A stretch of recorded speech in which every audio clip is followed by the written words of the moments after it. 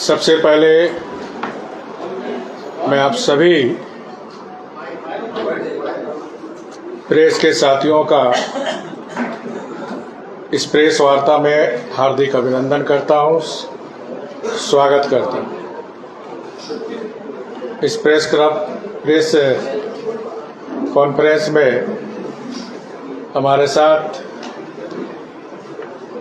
Media विभाग के प्रमुख श्री सुखविजन पाठक जी, प्रदेश के प्रवक्ता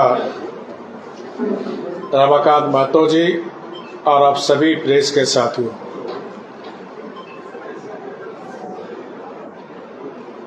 भारत का संविधान आदिवासियों,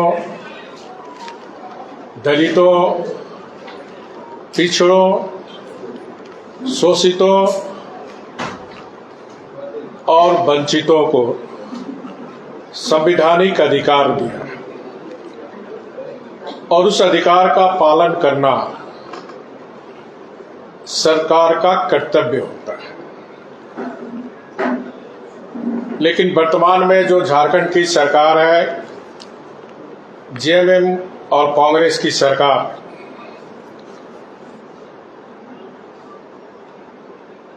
जो राज्य में भाजपा सरकार में 2019 में पेशा कानून का प्रारूप बन चुका था और विभागों को मंतव्य के लिए सभी विभागों को भेजा गया। इस बीच सरकार बदल गई और वर्तमान में जो झारखंड सरकार है, 2023 में फिर पेशा कानून को अधिसूचित किया, विभागों को मंतव्य के लिए भेजा गया और विभिन्न सामाजिक संगठनों से राय विचार भी लिया गया और 2024 में सभी मंतव्य आने के बाद झारखंड नियमावली प्रारूप विधि विभाग को मंतव्य के लिए भेजा गया और तब से ये सरकार इस मामला को लटकाने और भटकाने में लगी।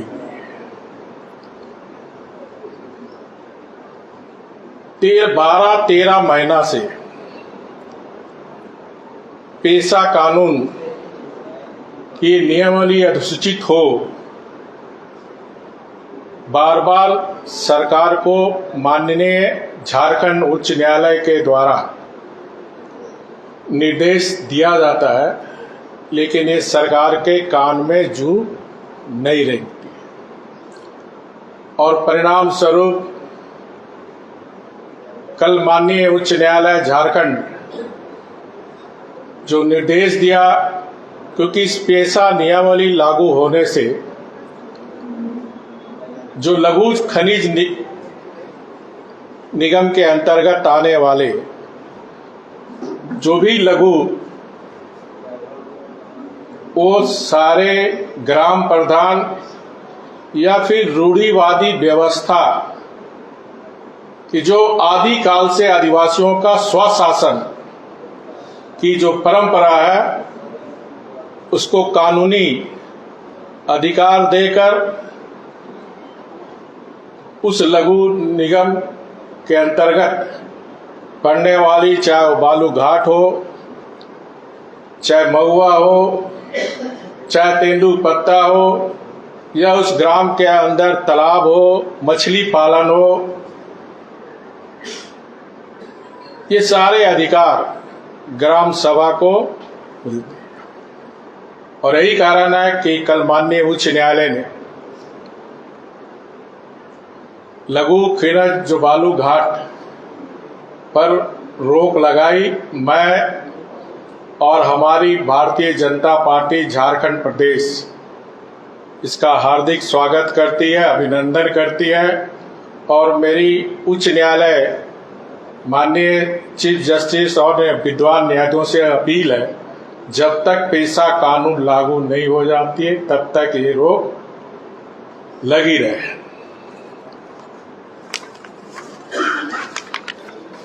पेशा कानून नहीं लागू करने का सरकार की जो मंशा है,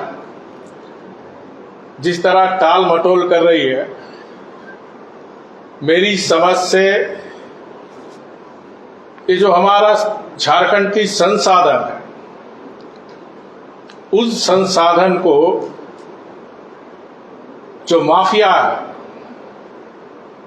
उसको लूटने की छूट, और आप सब मीडिया के साथी, चाहे वो प्रिंटिंग मीडिया हो चाहे इलेक्ट्रॉनिक मीडिया के साथी, लगातार आप दिखाते हैं कि किस प्रकार अवैध बालू का धंधा पूरे राज्य में, किसी एक जिले में नहीं, पूरे राज्य में अवैध बालू का धंधा चल रहा है।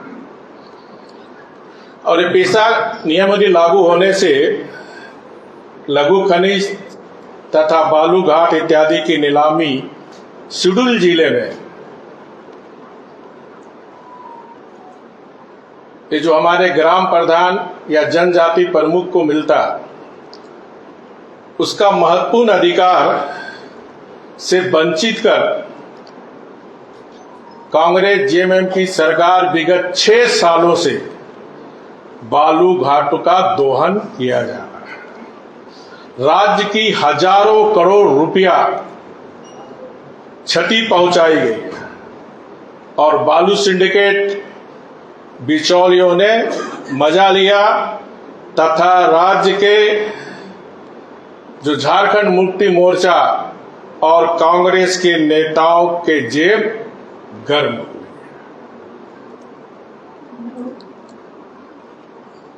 अभी मामला में न्यायालय में होने के बावजूद भी न्यायालय के आदेश की अवहेलना करते हुए बालू घाट के नीलामी के लिए विज्ञापन निकालकर 2,000-3,000 करोड़ के राजस्व का लक्ष्य निर्धारित किया है।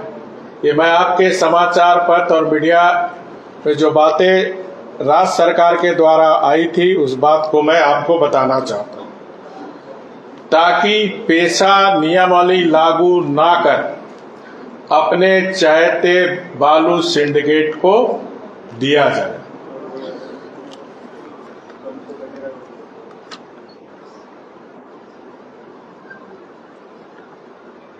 साथ ही साथ मेरी सरकार से मांग है कि 6 वर्षों में जो बालू घाटों का अवैध व्यापार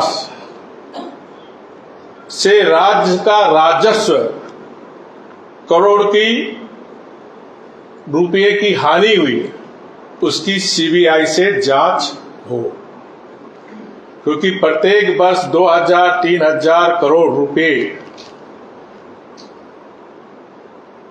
अगर इस सरकार के द्वारा नीलामी की जाती तो आप सोचिए 6 वर्ष के अंदर हजारों करोड़ रुपए की राजस्व की चोरी हुई। ये किसके जेब में गया? किस नेता कांग्रेस जेएमएम के जेब में गया? किस बिचौलिया, किस सिंडिकेट के तहत गया? और इसलिए सरकार पारदर्शी ढंग से, मैं मांग करता हूं कि इसकी सीबीआई से जांच हो। दूसरा,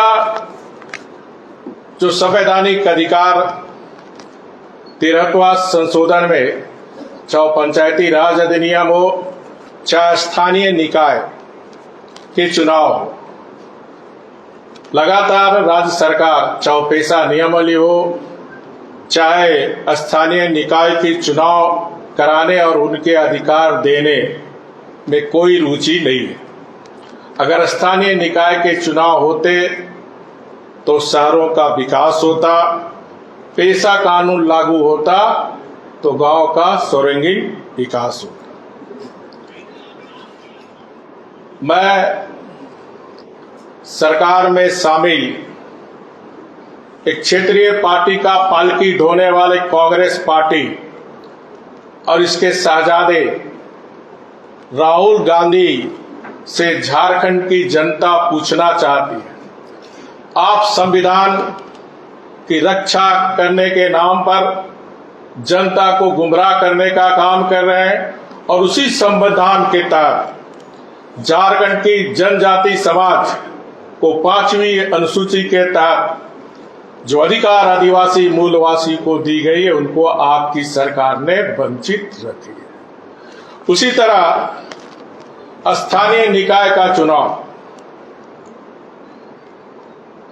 2023 ये भी मामला कोर्ट में, लगातार कोर्ट के फटकार के बाद भी राज्य सरकार, क्योंकि 2023 में जो इलेक्टेड बॉडी था उसका कार्य अवधि समाप्त हो गई और जनवरी 2024 को स्पष्ट रूप से निर्देश दिया था माननीय उच्च न्यायालय ने कि एक समय भीतर के अंदर चुनाव कराया जाए।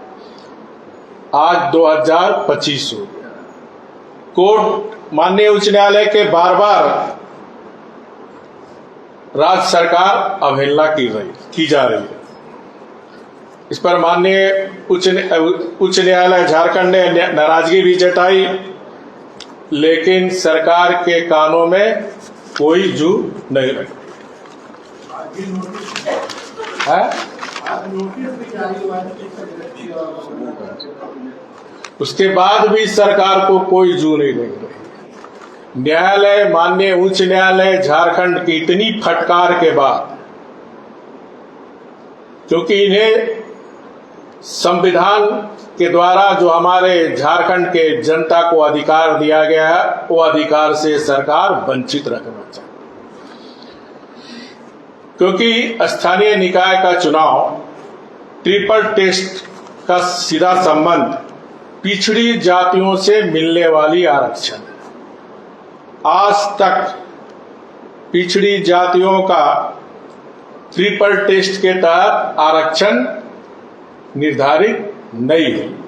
सबसे दुखद बात है कि आज तक चुनाव आयुक्त भी ये सरकार ने बहाली नहीं की। हम सभी जानते हैं कि राज्य में सबसे ज्यादा पिछड़ी जातियों की संख्या है।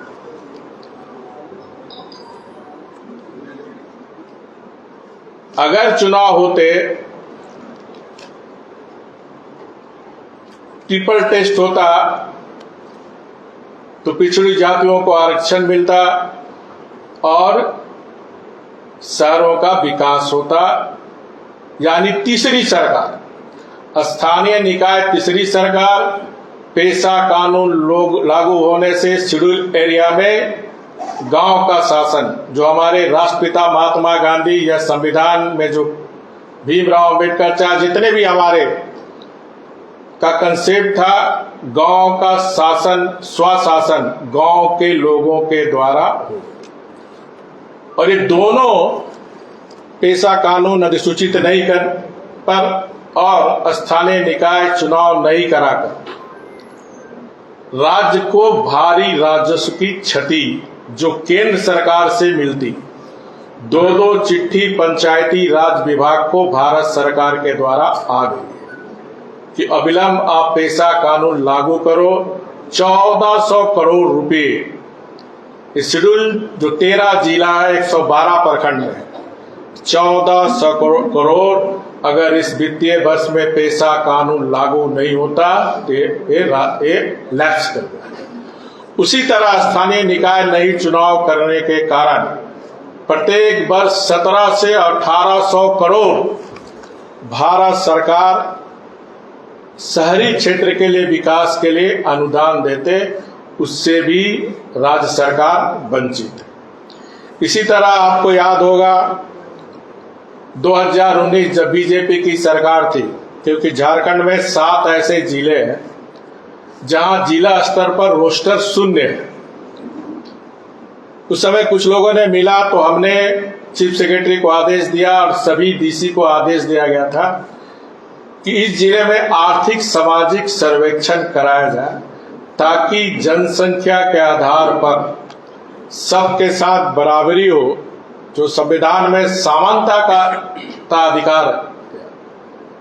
लेकिन ये सरकार आज भी उसको ठंडे बस्ते में रखी है और 7 जिला के हमारे पिछड़ा समाज के जो आरक्षण जिला स्तर पर रोस्टर पर मिलना चाहिए बच्चे। इसी तरह बीजेपी सरकार में अनुसूचित जाति आयोग, अनुसूचित जनजाति आयोग सरकार ने बनाई।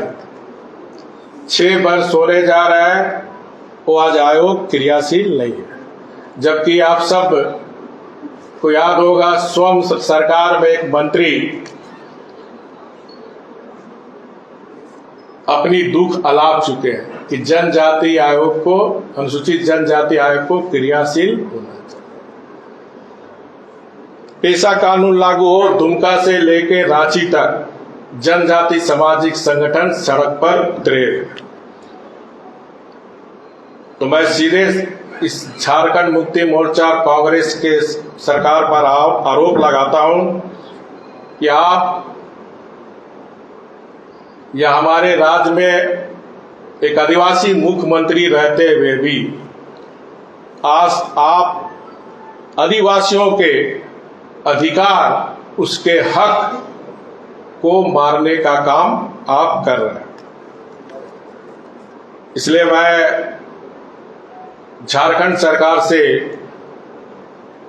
फिर मांग करता हूं कि जो संवैधानिक अधिकार झारखंड की जनता को मिली है, उस संविधान के अधिकार के तहत अविलंब सरकार स्थानीय निकाय के चुनाव कराए और पेशा नियमावली को अधिसूचित करे, ताकि शहर का भी विकास हो और गांव का भी विकास हो। आज मैंने एक समाचार पत्र में देखा कि जो पंचायती विभाग के जो सचिव है, उन्होंने कोर्ट को बताया कि हम विभाग को मंतव्य के लिए भेजे हुए हैं, विधि विभाग को भेजे हुए हैं, जबकि ऑलरेडी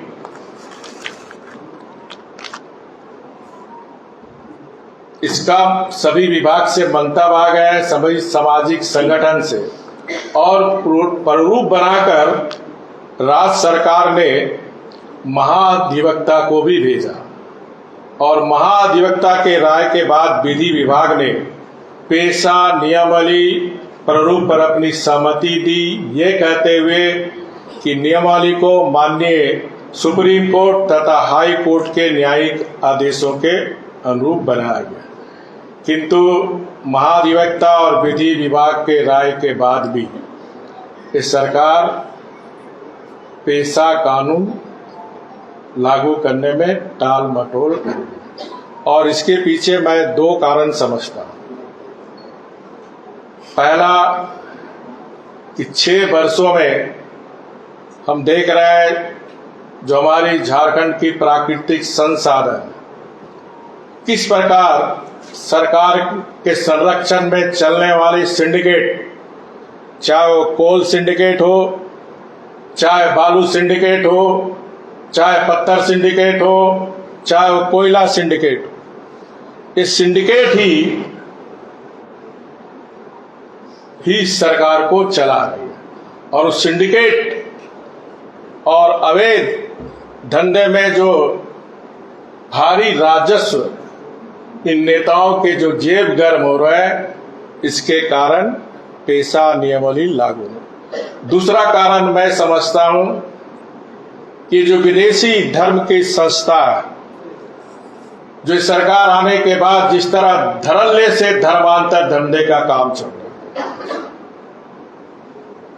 वो विदेशी धार्मिक संगठन के मानने वाले लोग कांग्रेस के संगठन में भी है और सरकार में भी है। ये लोग नहीं चाहता है कि पेशा नियमावली अधिसूचित झारखंड में हो, क्योंकि ये लागू होने से जो विदेशी धर्म के मानने वाले लोग हैं, जो पहाड़ बने हुए हैं, जो माझी परगना बने हुए हैं, जो ग्राम सभा हो, उससे बाहर हो जाएगा। पेशा कानून लागू होने से जो रूढ़िवादी व्यवस्था जो आदिकाल से जनजाति समाज की चल रहा है, वो ग्राम सभा का अध्यक्ष होगा। कि दो कारण के कारण इस सरकार पेशा नियमावली लागू नहीं कर रही है। पिछड़ों का आरक्षण ना मिले इसलिए स्थानीय निकाय का चुनाव नहीं करा रही है। अनुसूचित जनजाति स्वयं इस सरकार का मंत्री कह चुके हैं कि झारखंड में आदिम जनजाति से भी बदतर स्थिति दलित समाज की है। उसके बावजूद भी ये सरकार आज तक दोनों आय को क्रियाशील नहीं है। ये साफ है सरकार की, ये जो वर्तमान में झारखंड कांग्रेस की सरकार चल रही है, ये आदिवासी विरोधी है, पिछड़ा विरोधी है, दलित विरोधी सरकार है।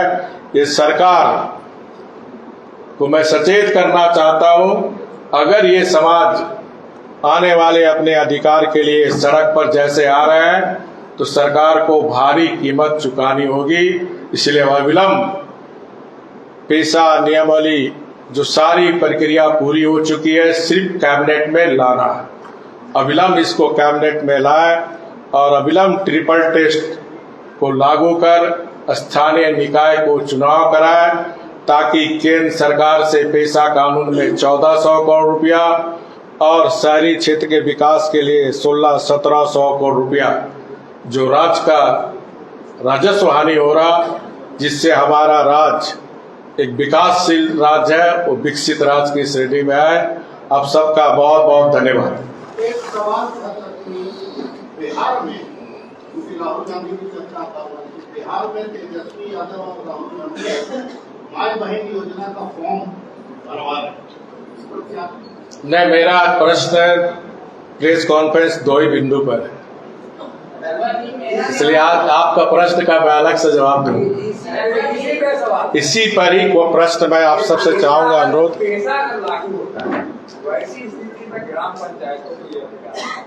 पंचायत में ग्राम सभा वहाँ पे जो की आवश्यकता पड़ेगी, अगर लोग आएंगे लोग अगर आएंगे तो जैसे बता दे रहा, देखिए ग्राम सभा का जो प्रधान होगा, ग्राम प्रधान, वो रूढ़िवादी व्यवस्था से, बाकी उस गांव में कोई भी जाति समाज के वर्ग हो, ग्राम सभा में कार्यकारिणी बनेगी।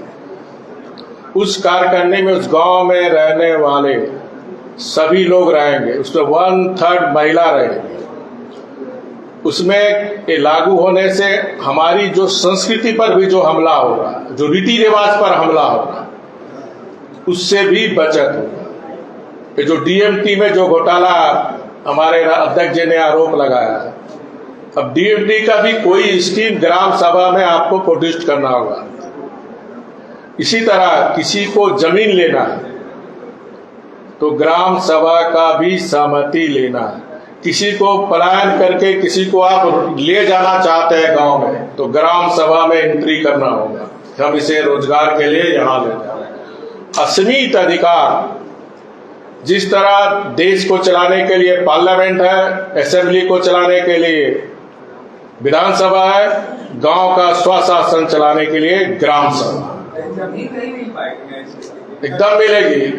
हमारा समाज आदिवासी समाज है, चाहे कोई समाज हो, विकास विरोधी नहीं है।